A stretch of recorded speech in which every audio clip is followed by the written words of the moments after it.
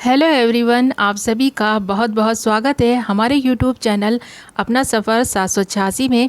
आज हम एक और टैरो कार्ड रीडिंग कर रहे हैं और इसमें आपके पार्टनर की करंट फीलिंग्स देखेंगे और देखेंगे इस वक्त वो आपके बारे में किससे और क्या बातें कर रहे हैं। ओके, निकालते हैं कुछ कार्ड्स और देखते हैं। जब तक मैं कार्ड्स निकाल रही हूँ आप अपने पर्सन को विजुअलाइज करते रहें और पॉजिटिव माइंड के साथ इस रीडिंग को देखें क्योंकि पॉजिटिविटी वर्क करती है। और मैं आपको बता दूं कि एक जनरल कलेक्टिव और टाइमलेस रीडिंग है और सभी ज़ोडिएक साइंस के लिए है। आपका जो भी ज़ोडिएक साइन है ये रीडिंग आप सभी के लिए रहने वाली है और जेंडर स्पेसिफिक नहीं है। आप मेल हैं, फीमेल हैं या फिर आप मैरिड हैं, अनमैरिड हैं, ये रीडिंग आप सभी के लिए रहने वाली है। या फिर आप किसी भी एक ऐसे पर्सन को अपने माइंड में रख के इस रीडिंग को देख सकते हैं जिसकी भी करंट फीलिंग्स जानना चाहते हैं और जानना चाहते हैं कि वो इस वक्त आपके बारे में किससे और क्या बातें कर रहे हैं। ओके व्यूअर्स, चलिए रीडिंग स्टार्ट करते हैं। इस वक्त ये पर्सन ना गिविंग एनर्जी में आने का सोच रहे हैं। इन्होंने आपके साथ जो कुछ भी किया था अपने ईगो में आके, अपने घमंड में आके, और इन्होंने आपके साथ कोई ना कोई ऐसी चीज़ कर दी है जिसकी वजह से आप इनसे बहुत नाराज़ हैं, बहुत ज़्यादा गुस्सा हैं और गॉड से जजमेंट मांग रहे हैं। आप चाहते हैं आपकी लाइफ में ये पर्सन वापस आएँ, आपसे माफ़ी मांगें और अगर आप चाहते हैं इनका साथ तो ये पर्सन आपके बारे में बहुत सोच रहे हैं इस वक्त। और जो कुछ भी इन्होंने पास में किया था उसका रियलाइजेशन इनको बहुत हो रहा है। इनके दिल और दिमाग में जैसे कि एक कोहराम सा मचा हुआ है।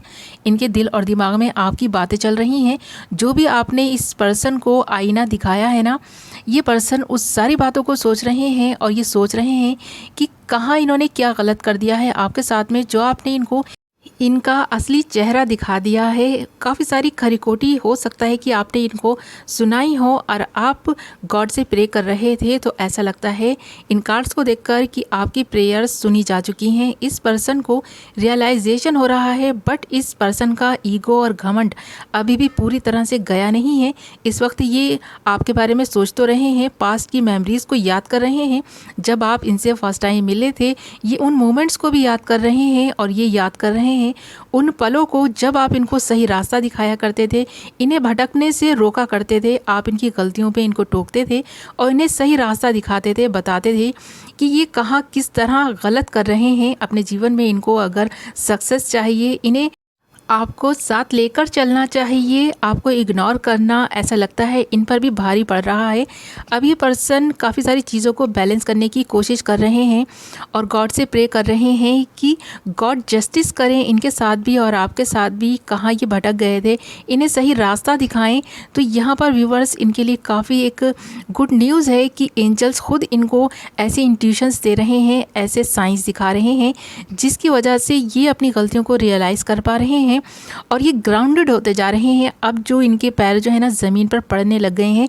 पहले ये हवाओं में उड़ते थे। कोई भी चीज़ अगर इनको मिल गई या कोई सक्सेस इन्हें अगर इनकी लाइफ में मिल गई तो ये काफ़ी उस चीज़ के बारे में ना सोच कर ही काफ़ी हैप्पी तो होते ही थे, बट इनका ईगो जो था ना और बढ़ जाया करता था।